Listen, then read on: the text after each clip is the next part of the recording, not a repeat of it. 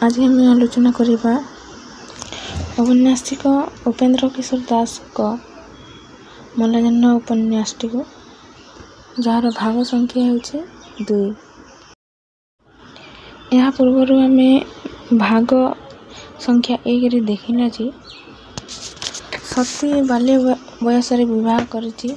ଆଉ ବିବାହ ପୂର୍ବରୁ ସେ ଥିଲା ଟିକେ ଦୁଷ୍ଟ ସ୍ୱଭାବର। ତେଣୁ ବାପା ମାଆଙ୍କ ଆକଟ ତାକୁ ବେଶୀ ସମୟ ଘରେ ବାନ୍ଧି ରଖିପାରିନଥିଲା। ବେଳେବେଳେ ଗାଁକୁ ବାହାରିଯାଏ ବୁଲାବୁଲି କରିବାକୁ, ଜୋର ପୋଖରୀରୁ କଇଁ ଫୁଲ ତୋଳିବାକୁ, ବାଡ଼ି ବଗିଚାରୁ ରଙ୍ଗୀନ ଫୁଲ ତୋଳିବାକୁ, ବଉଳ ସହିତ ଧୂଳି ଖେଳ ଖେଳିବାକୁ ଅବା କାଗଜ ଡଙ୍ଗା ଭସାଇବାକୁ ସତୀ ଘରୁ ବାହାରି ଯାଇଥାଏ। ବାପା ବୋଉଙ୍କୁ ଏସବୁ ଆଦୌ ଭଲ ଲାଗୁନଥିଲା। ପରେ ପରେ ସତୀର ବିବାହ ହୋଇଛି ଜଣେ ବୟସ୍କ ଜମିଦାରଙ୍କ ସହିତ। ତାଙ୍କୁ ଦେଖିଲା ପରଠାରୁ ତାର ମନେ ଖାଲି ପଡ଼ିଛି ନାଥ ନନାଙ୍କ ମୁହଁ। ଆଇ ସେ ନାଥ ନନାଙ୍କ କଥା ଭାବିବା ତା ପାଇଁ ପାପ, କାରଣ ସେ ଆଜି ଅନ୍ୟ କାହାର ହୋଇଯାଇଥିଲା। ଭାଗ ସଂଖ୍ୟା 1ରେ ଆମେ ଏତିକି ପର୍ଯ୍ୟନ୍ତ ଆଲୋଚନା କରିଥିଲୁ। ଏହାପରେ ଆମେ ମଲାଜହ୍ନ ଉପନ୍ୟାସରେ ଦେଖିବାକୁ ପାଇବା ଯେ ସତୀର ମିଳନର ପ୍ରଥମ ରାତ୍ରି ଆସିଯାଇଛି। ସେହି ପାଶର ରାତିରେ ସ୍ୱାମୀଙ୍କ ବ୍ୟବହାର ତାକୁ କଷ୍ଟ ଦେଇଛି। ତାର ବାରଣ ସତ୍ତ୍ୱେ ସ୍ୱାମୀ ତା ସହିତ ମିଳନର ଆଶାକୁ ଅବଦମିତ କରିପାରି ନାହାନ୍ତି। ସତୀ କୌଶଳକ୍ରମେ ଦୀପ ଲିଭାଇ ଦେଇ କୌଶଳରେ ଖସି ଆସି ଠିଆ ହୋଇଯାଇଛି ଗୋଟିଏ କୋଣରେ। ଭୟ ମିଶ୍ରିତ ଆନନ୍ଦରେ ରାତିଟି କଟାଇ ଦେଇଛି। ମାତ୍ର ପରରାତ୍ରି ନେଇ ତାର ଆଶଙ୍କା ଉପୁଜିଛି। ଏସବୁ ସତ୍ତ୍ୱେ ଶାଶୁଙ୍କ ସେବା କରିଛି, ଜ୍ୱର ହୋଇଥିବା ବେଳେ ସ୍ୱାମୀଙ୍କର ମଧ୍ୟ ଯତ୍ନ ନେଇଛି, ଆଉ ନଟକୁ ସଉତୁଣୀର ପୁଅ ଜାଣି ମଧ୍ୟ ତାକୁ ଆଦର କରିଛି। ଦ୍ୱିତୀୟ ରାତିରେ ସତୀର ସ୍ୱାମୀ ଘରେ ନ ଥିବାରୁ ସେଦିନ ତା ଦିନଟି ଖୁସିରେ କଟିଯାଇଥିଲା। ମାତ୍ର ତା ପରଦିନ ସ୍ୱାମୀଙ୍କର ସବୁ ଅଳି ଅର୍ଦ୍ଦଳି ସହିବାକୁ ମନସ୍ଥ କରିଥିବା ସତୀ ହାରିଯାଇଥିଲା ତା ଦୃଢ଼ୋକ୍ତି ନିକଟରେ। ପୁନଶ୍ଚ ସ୍ୱାମୀଙ୍କ ବ୍ୟବହାର ତାକୁ ଅତିଷ୍ଠ କରିଦେଇଛି। ସେ ପ୍ରତିବାଦ ମଧ୍ୟ କରିଛି, ମାତ୍ର ଆସନ୍ନ ବଜ୍ରପାତର ଆଶଙ୍କା ତା ଛାତିରେ ଭୂମିକମ୍ପର ପଦ ଧ୍ୱନି ଶୁଣାଇଲା। ତା ସ୍ୱାମୀ ତାକୁ ହିନ୍ଦୁ ଘରର ରୀତିନୀତି, ସ୍ୱାମୀ ପ୍ରତି ସ୍ତ୍ରୀର କର୍ତ୍ତବ୍ୟ ଆଦି ବିଭିନ୍ନ ବିଷୟରେ ତାକୁ ବୁଝାଇଛନ୍ତି। ମାତ୍ର ସେ ପୋଖତ ଘରଣୀ ପରି ସବୁ ଜାଣିଥିବାର ପ୍ରକାଶ କରିଛି। କିନ୍ତୁ ସ୍ୱାମୀ ତାର ଏ ବ୍ୟବହାରରେ ତାକୁ କି ଦଣ୍ଡ ଦେଇପାରନ୍ତି ତାହା ପ୍ରକାଶ କରିଛନ୍ତି ମଧ୍ୟ। ସତୀ ଏଥିରେ ଡରି ନାହିଁ। ସେ ଆଗ ଭଳି ଅନାସକ୍ତ ରହିଛି। ତାଙ୍କ ପ୍ରତି ଆସକ୍ତି ହେବାକୁ ସେ ସତୀକୁ ଭୟ ଦେଖାଇଥିଲେ ମଧ୍ୟ ସେ ଭୟ ପାଇନାହିଁ। ବରଂ ଘରୁ ଦୌଡ଼ି ପଳାଇ ଯାଇ ଗୋଟିଏ କୂଅ ଉପରେ ଠିଆ ହୋଇ ଡେଇଁ ପଡ଼ିବାର ସେ ତା ସ୍ୱାମୀକୁ ଭୟ ଦେଖାଇଛି। ତାହା ଦେଖି ତା ସ୍ୱାମୀ ଫେରି ଯାଇଛନ୍ତି। ସେ ଆଶ୍ଚର୍ଯ୍ୟ ହୋଇଛି। ଅପର ପକ୍ଷରେ ସୌରଭୀ ପ୍ରତି ତାଙ୍କର ଆସକ୍ତି ବଢ଼ିଯାଇଛି, ଯାହାକି ଏସବୁ ଦେଖି ସତୀ ଆଉ ସହିପାରି ନାହିଁ। ସେ କିଛି ମଧ୍ୟ କରିପାରି ନାହିଁ। ଶାଶୁ ଦେଇଥିବା ଚାବି ପେନ୍ଥାରୁ ସୌରଭୀ କୌଶଳ କରି ସତୀ ପାଖରୁ ନେଇଯାଇଛି। ଏଥିରେ ମଧ୍ୟ କିଛି ପ୍ରତିବାଦ କରିପାରିନାହିଁ ସେ। ନୂଆ କରି ବିବାହ କରିଥିବା ଝିଅଟି ଶାଶୁଘରେ ନିଜକୁ ଏକା ଏକା ମନେ କରିଛି। ସେଥିପାଇଁ ସେ ସେଠାରେ ବାପା ବୋଉ, ଆତ୍ମୀୟ ସ୍ୱଜନ, ବନ୍ଧୁବାନ୍ଧବ, ସାଙ୍ଗସାଥୀଙ୍କ ଉପସ୍ଥିତି କାମନା କରୁଥାଏ। ଏହି ସମୟରେ ସେ ଭାବୁଥାଏ ଯେ ଯଦି ତା ବାପ ଘରୁ କେହି ପହଞ୍ଚି ଯାଆନ୍ତି, ତେବେ ସେ ଖୁସିର ସାମ୍ରାଜ୍ୟରେ ପରିଭ୍ରମଣ କରନ୍ତା ବୋଲି ସେ ମନେ ମନେ ଭାବୁଥିଲା। ହେଲେ ସେଦିନ ତାହା ହିଁ ହେଲା। ତାଙ୍କର ଘରୁ ବୁଢ଼ା ଚାକର ସହିତ ଆସିଛି। ସେ ଭାରି ବିଶ୍ୱସ୍ତ। ତା ଝିଅ ଘରର ଖବର ନେବାକୁ ସେ ତା ବାପା ପଠାଇଛନ୍ତି।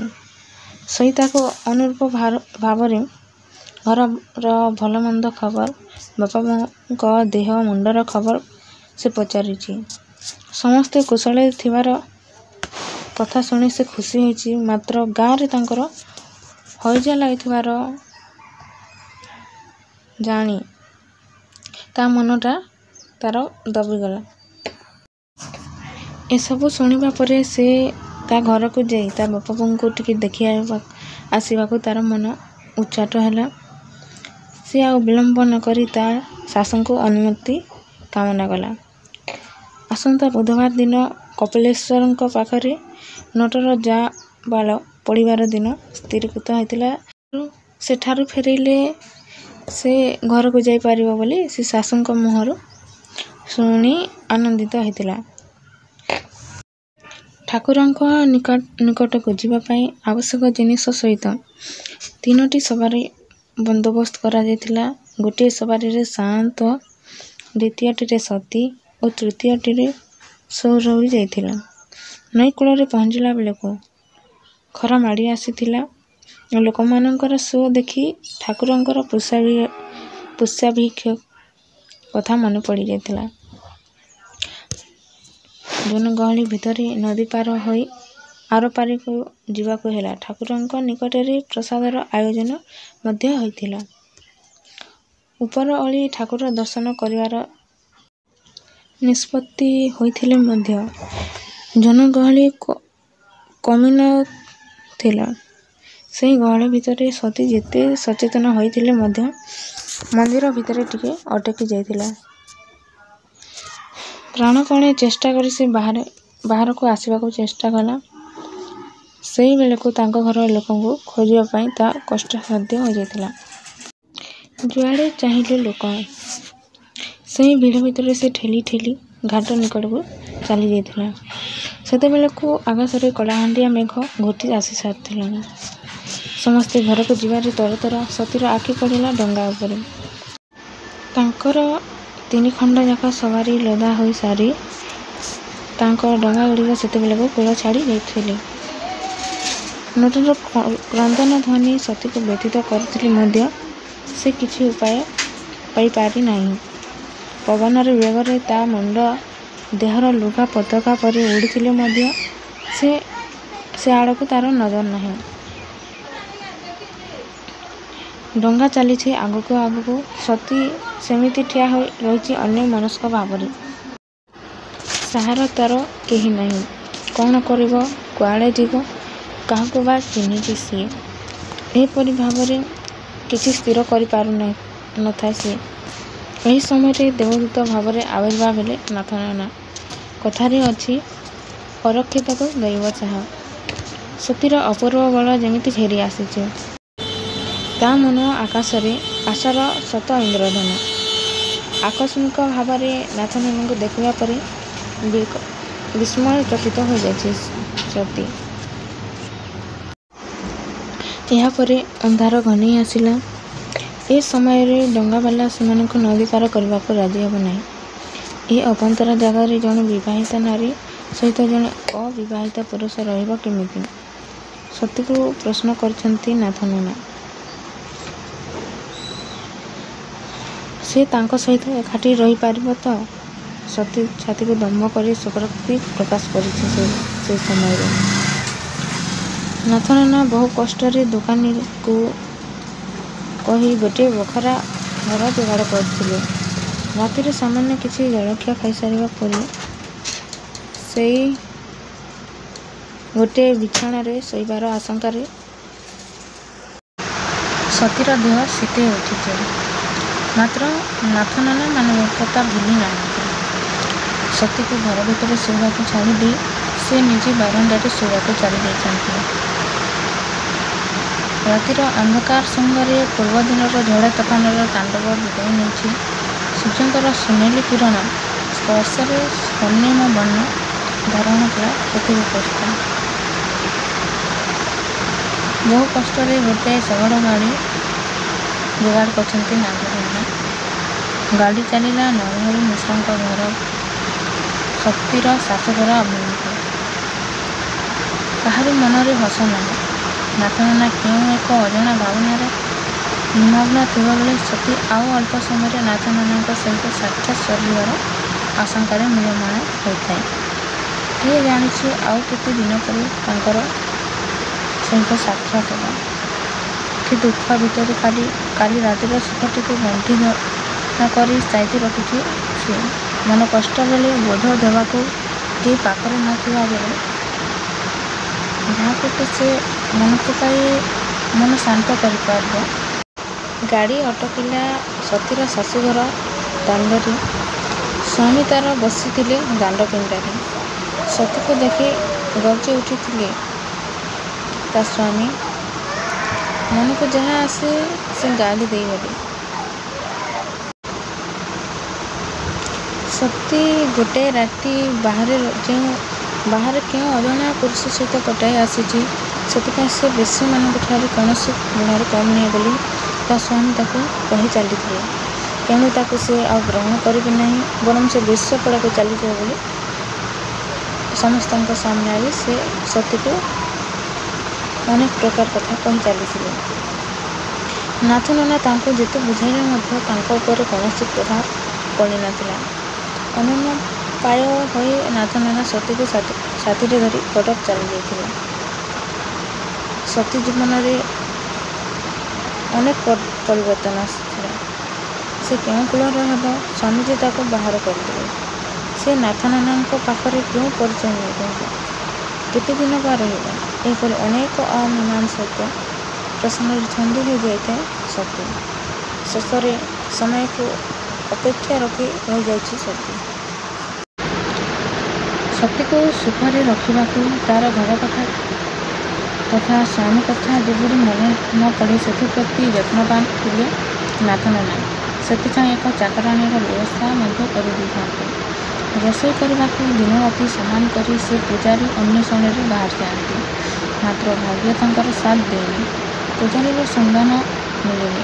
ସତୀ ହାତରନ୍ଧା ଖାଇବାର ମୋହ ସମ୍ବରଣ କରି ପାରିନଥିଲେ ମଧ୍ୟ ସୌଜନ୍ୟ ଦୃଷ୍ଟିରୁ ଯଥାସାଧ୍ୟ ଚେଷ୍ଟା କରି ମଧ୍ୟ ପୂଜାରୀ ଯୋଗାଡ଼ କରି ନ ପାରି ସେ ନିରାଶ ହୁଅନ୍ତି। ତାଙ୍କ ନୈରାଶ୍ୟଜନିତ ବେଦନାକୁ ଲାଘବ କରିବାକୁ ସତୀ ନିଜେ ରୋଷେଇ କରିଦେବାର ଯେତେ ପ୍ରତିଶ୍ରୁତି ଦେଲେ ମଧ୍ୟ ନାଥନନାଙ୍କ ମନ ମାନିନି।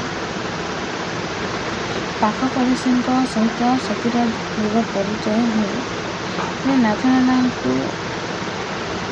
ନାଥନନାଙ୍କୁ ସେ ପଡ଼ିଶା ଜଣକ ସତୀର ସ୍ୱାମୀ ବୋଲି ମନେ କରିନେଇଛି। ତେଣୁ ତା ସ୍ୱାମୀ ଏଠାରେ କ'ଣ କରନ୍ତି ବୋଲି ସେ ପ୍ରଶ୍ନ କରିଛି। କିଛି ଉପାୟ ନ ପାଇ ସେମାନେ ଏଠାକୁ ବୁଲିବାକୁ ଆସିଥିବାର କହିବାରୁ ଏମାନେ ବି ଧନୀ ଲୋକ ବୋଲି ସେ ମାନି ନେଇଛି। ସତୀର ହୃଦୟରେ ଏକ ଅଜ୍ଞାନ ତିଳକ ସୃଷ୍ଟି ହୋଇଛି। ନାଥନନାଙ୍କୁ ସେ ତାର ସ୍ୱାମୀ ବୋଲି କହିଥିବାରୁ। ପୂଜାରୀ ଅସୁବିଧାର ଘରକୁ ଚାଲିଯିବାକୁ ପରାମର୍ଶ ଦେଇଛନ୍ତି ପଡ଼ୋଶୀ ମହିଳାମାନଙ୍କୁ।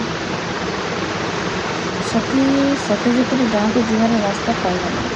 ଏହା ପୂର୍ବରୁ ସେ ଯେତେଥର ନାଥନନାଙ୍କୁ ଗାଁକୁ ଯିବାର କହିଛି ସେ ଆଜି ଯିବା କାଲି ଯିବା କହି ମୋଟେ ନା ଧରୁନାହାନ୍ତି। ଏହି ସୁଯୋଗକୁ ସେ ହାତଛଡ଼ା କରିନାହିଁ। ସେ ଗାଁକୁ ଯିବାର ଜିଦ୍ ଧରି ରହିଛି। ଗାଁର ପରିସ୍ଥିତି ତଥା ବାପା ମା ବୋଉଙ୍କ କଥା ସେ କିଛି ଜାଣି ନଥିବାର ଗାଁକୁ ଯିବାର ସେ କହିଛନ୍ତି। ସତୀର ମନ ଉଚ୍ଚାଟ ହେଲା। ନାଥନନା ତାକୁ ଏ ପର୍ଯ୍ୟନ୍ତ କିଛି ନ କହି ଲୁଚାଇ ରଖିଛନ୍ତି କେବଳ ତାର ମନ କଷ୍ଟ ହେବନି। ନାଥନନାଙ୍କ ମୁହଁରୁ ହଇଜାରେ ବାପା ମା ମରିଯାଇଥିବାର କଥା ଶୁଣି ସତେ ଯେପରି ଆକାଶରୁ ଖସି ପଡ଼ିଲା ପରି ସତୀର ମନେ ହେଲା। ବାସ୍ତବିକ କେଉଁ ପିଲାମାନେ ତାଙ୍କ ବାପା ମାଙ୍କ ଅକାଳ ମୃତ୍ୟୁକୁ ସହିପାରିବେ। ସେ ହତବାକ୍ ହୋଇଗଲା। ସବୁ କିଛି ତାର ସରିଗଲା ଆଜି ବୋଲି ସେ ମନେ କଲା। ସେ ତା ବାପା ମାଙ୍କ ଭରସାରେ ସେ ସ୍ୱାମୀ ଘରକୁ ନିଃସଙ୍କୋଚରେ ଚାଲି ଆସିଥିଲା। ଯାହା ଏବେ ସେ ସେମାନେ ଏବେ ଆର ପାରିବେ।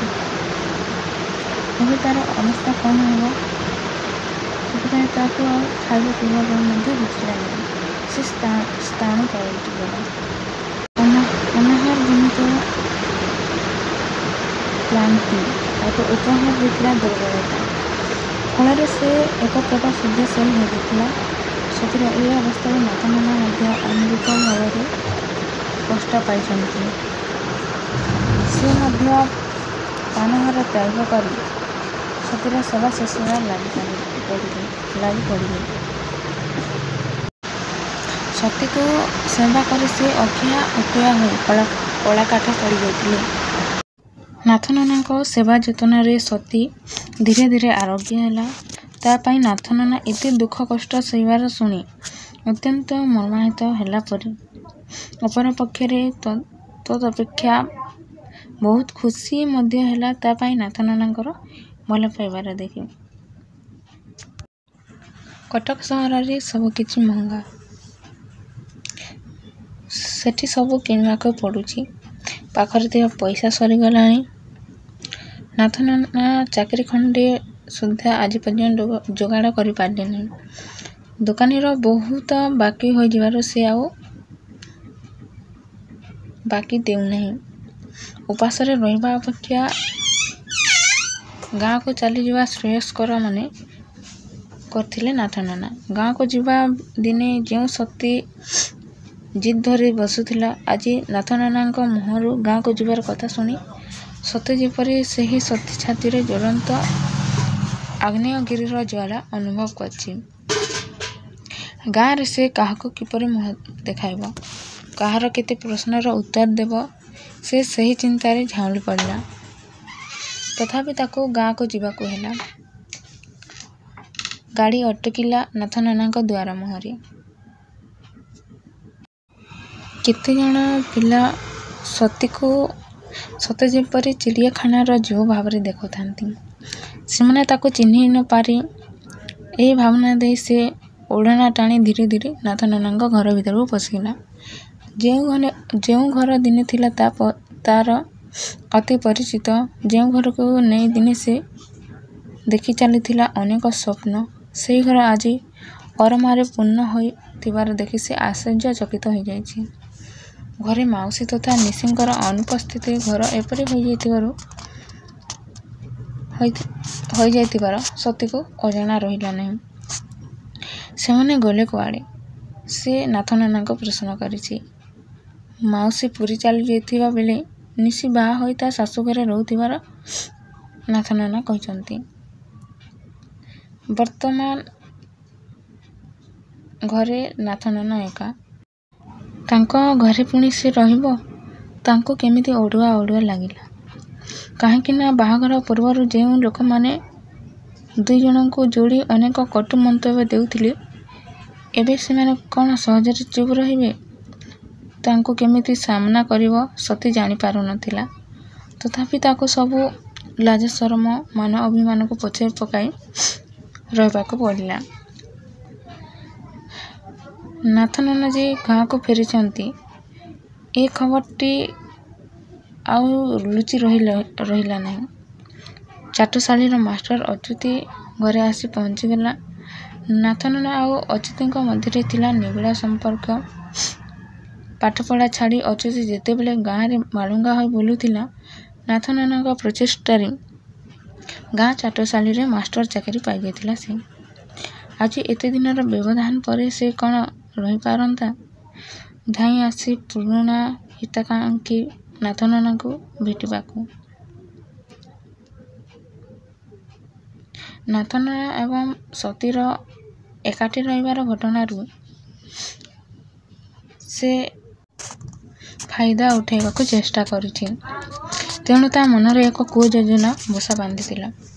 ସେମାନଙ୍କୁ ସେ ଯେଉଁ ନିରୋଳା ମୁହୂର୍ତ୍ତରେ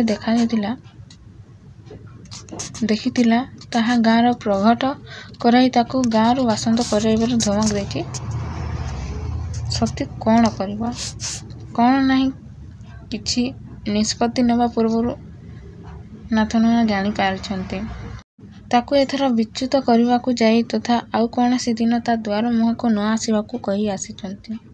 ଯଦି ଆସେ ତେବେ ସେ ପୋଲିସ ମାଧ୍ୟମରେ ତାକୁ ଶାସନ କରିବାର ଧମକ ଦେଇଛନ୍ତି ନାଥନାନା। ଅଚ୍ୟୁତି ଦବିଯିବାର ଲୋକ ନୁହେଁ। ସେ ଗାଁ ଲୋକଙ୍କୁ ଏକତ୍ର କରାଇ ଅପମାନର ପ୍ରତିଶୋଧ ନେବାକୁ ଚାହିଁଛି। ନାଥନାନା ଯେ ତା ପାଇଁ ଅନେକ କଷ୍ଟ ସହିଲେଣି, ଅନେକ ଅପବାଦ ମଧ୍ୟ ସହିଲେଣି। ତେଣୁ ସେ ନାଥନାନାଙ୍କ ଅନୁମତି ନେଇ ସେଦିନ ସନ୍ଧ୍ୟାରେ ଅଚ୍ୟୁତିକୁ ସାଙ୍ଗରେ ଧରି ପ୍ରଭାକର ମିଶ୍ରଙ୍କ ଘରକୁ ଯାଇଛି ସତୀ। ସେ ଚାଲିଗଲେ ନାଥନାନାଙ୍କୁ ବ୍ରାହ୍ମଣ ସମାଜ ପୂର୍ବ ପରି ସବୁ ସୁବିଧା ସୁଯୋଗ ସମ୍ମାନ ଦେବେ କି ନା ପ୍ରଶ୍ନ କରିଛି ତାଙ୍କୁ। ପ୍ରଭାକର ମିଶ୍ର ସମ୍ମତି ସୂଚକ ଉତ୍ତର ଦେବାରୁ ସତୀ ବାଛି ନେଇଛି ତା ଜୀବନର ରାସ୍ତା। ରାତ୍ରିର ନିର୍ଜନ ପହରରେ ନାଥନାନାଙ୍କୁ ଛାଡ଼ି ସେ ଚାଲି ଯାଇଛି ଅନ୍ୟ କୁଆଡ଼େ। ଘର ଛାଡ଼ିବା ପୂର୍ବରୁ ସେ ନିଜ ଅନ୍ତରର ବେଦନା, ଭଲ ପାଇବା ସବୁକିଛି ଚିଠିରେ ଲେଖି ରଖିଦେଇଛି। ଚିଠିରେ ଲେଖାଥିଲା, ନାଥନାନା ଚିଠି ପଢ଼ିବା ବେଳକୁ ସେ ତାଙ୍କଠାରୁ ବହୁତ ଦୂରକୁ ଚାଲି ଯାଇଥିବ। ସେ ସେଠାରେ ଲେଖିଥିଲା ଯେ ସେ ସାରା ଜୀବନ ତାକୁ ଦହଗଞ୍ଜ କରିଛି, କେତେ ଅପମାନିତ ମଧ୍ୟ କରିଛି। ସେଥିପାଇଁ ଆଜି ସେ ତା ପାପର ପ୍ରାୟଶ୍ଚିତ କରୁଛି ବୋଲି ସେ ସେଠାରେ ଲେଖିଛି। ସେ ନାଥନାନାଙ୍କୁ କେତେ ଭଲ ପାଏ, ରାତିଦିନ ସେ କେମିତି ତାଙ୍କ ଅପେକ୍ଷାରେ ଥାଏ, ସେ କଥା ମଧ୍ୟ ସେ ଚିଠିରେ ଲେଖିଛି। ସେ ନାଥନାନାଙ୍କ ଉଦ୍ଦେଶ୍ୟରେ ଆହୁରି ଅନେକ କଥା ଲେଖିଛି। ସେ ଚାଲିଗଲା ପରେ ତାକୁ ଖୋଜିବ ନାହିଁ, ଦେହର ଯତ୍ନ ନେବି, ଏମିତି ଅନେକ କିଛି ସେ ଲେଖିଛି ସେ ଚିଠିରେ, ଯାହାକି ଔପନ୍ୟାସିକ ଏହାକୁ ଖୁବ୍ ସୁନ୍ଦର ଭାବରେ ଉପସ୍ଥାପନ କରିଛନ୍ତି। ସତୀ ଜୀବନ ଜଞ୍ଜାଳରୁ ପେଷି ହୋଇ ଅନେକ ଦୁଃଖ ଆଉ ନିର୍ଯାତନା ମଧ୍ୟ ଦେଇ କିପରି ପ୍ରତି ମୁହୂର୍ତ୍ତକୁ ସାମ୍ନା କରିଛି, ତାହାର ଏକ ଜ୍ୱଳନ୍ତ ନିଦର୍ଶନ ହେଉଛି ଏହି ମଲାଜହ୍ନ ଉପନ୍ୟାସ। ଆଲୋଚ୍ୟ ମଲାଜହ୍ନ ଉପନ୍ୟାସର ନାମକରଣ ଯଥେଷ୍ଟ ସାର୍ଥକତା ରହିଛି।